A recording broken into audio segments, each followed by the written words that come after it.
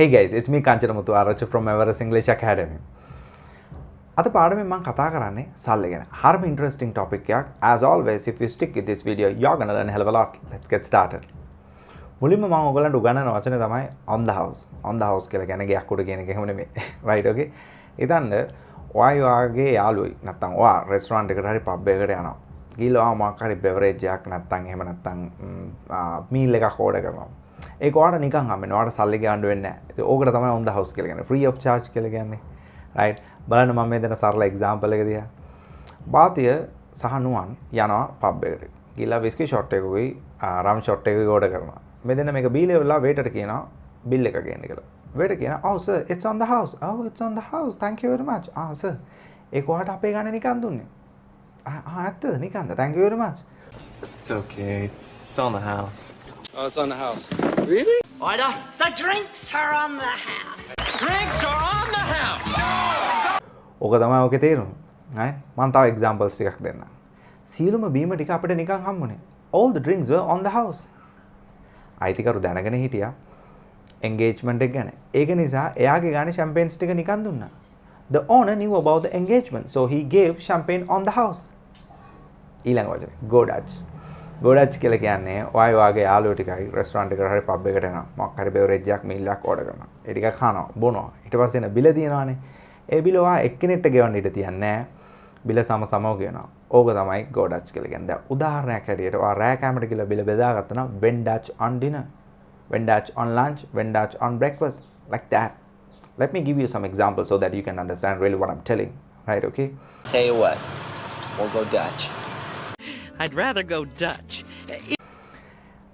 අපි රෑ කෑමකට ගිහලා බිල බෙදාගත්තා. We went Dutch on dinner, right?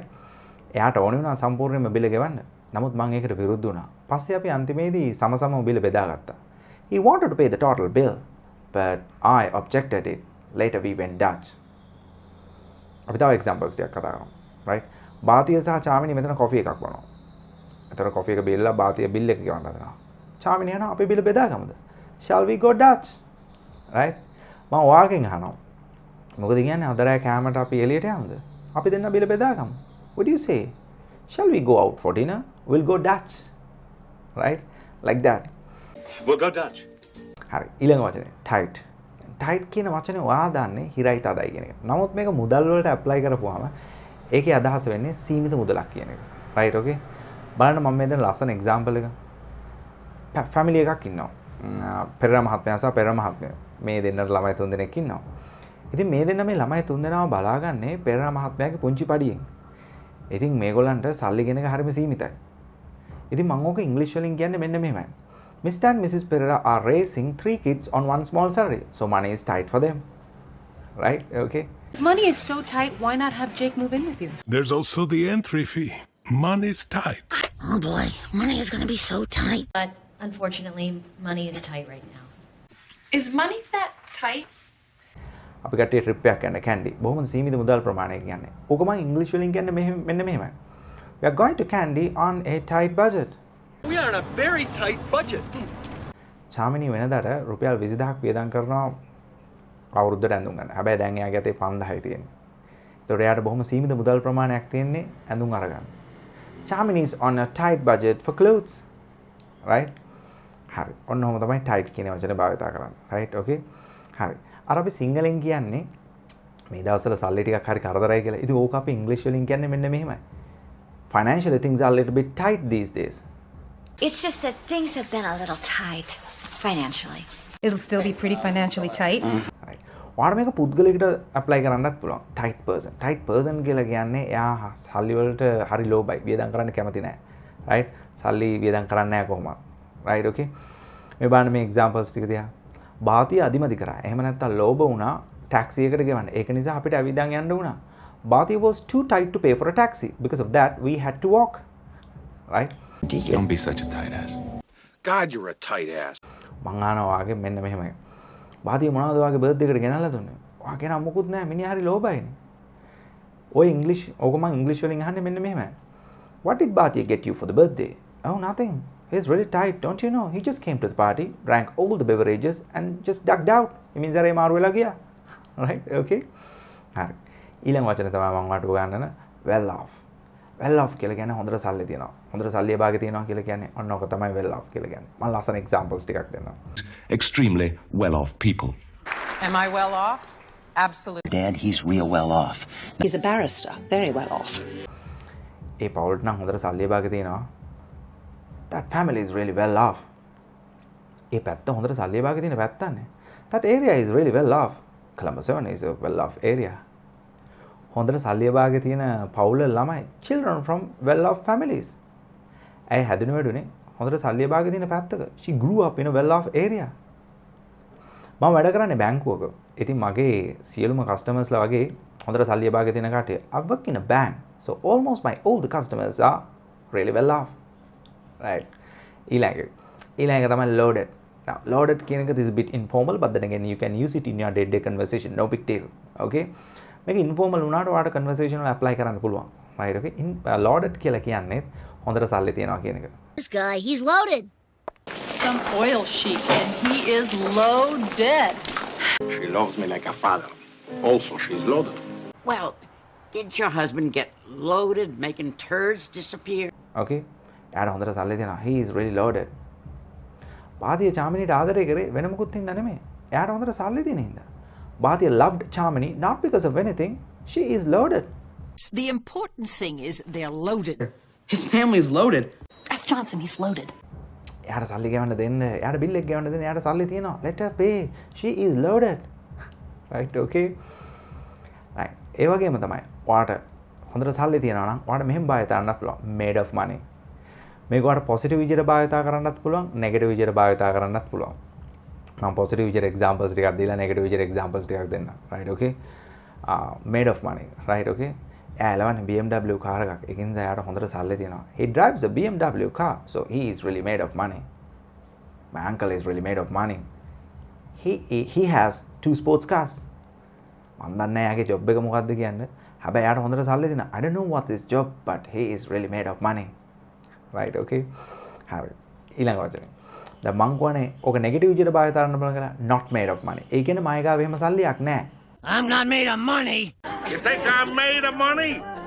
right ඒතර භාවිත කරන්න බලන්න not made of money කියන මේ බලන්න ඔයා එකපාරට මගෙන් 1 million ඉල්ලනවා නායක විදිහට මං කියනවා මට ඔයාලට 1 million දෙන්න සල්ලි නැහැ මම ගාව එහෙම සල්ලියක් නැහැ ඔක මං ඉංග්‍රීසි වලින් කියන්නේ මෙන්න මෙහෙම I cannot give you 1 million I'm not made of money නෑ නෑ මෙදාසරේ මම ඔයාලට අලුතෙන් ලැප්ටොප් එකක් අරන් දෙන්නේ නැහැ. තියෙන ලැප්ටොප් එක භාවිතා කරන්න. මම ගාව එහෙම සල්ලියක් නැහැ ඔයාලට ලැප්ටොප් අරන් දෙන්න. I'm not going to buy you a new laptop. Use your laptop for God's sake. I'm not made of money. You can't? You think I'm made of money? එයාගෙන් සල්ලි ඉල්ලන්න එපා. එයාට එහෙම සල්ලියක් නැහැ. Do not money from him. He is not made of money. Like that. Okay? හරි. ඊළඟ වචනේ one of my favorite, right? සල්ලි නැත්තම් ඔයාලට විශේෂයෙන්ම తాවකාලිකව සල්ලි නැත්තම් ඔයාලට skint කියන වචනේ භාවිතා කරන්න පුළුවන්. දැන් අර හොඳම උදාහරණ තමයි මට දෙන්න පුළුවන් අර මාසෙ මුල පඩියම් වෙලා මාසෙ අන්තිමේට සල්ලි නැතු වෙන්නේ අපි සිංහලෙන් කියන්නේ හින්දෙනවා කියලා right ඉතින් ඕකට තමයි ස්කින් කියලා කියන්නේ බලන්න මේ එක්සැම්පල් එක තියලා right okay I'm skinned. And you still owe me some money. I am skint. I'll let you buy me one.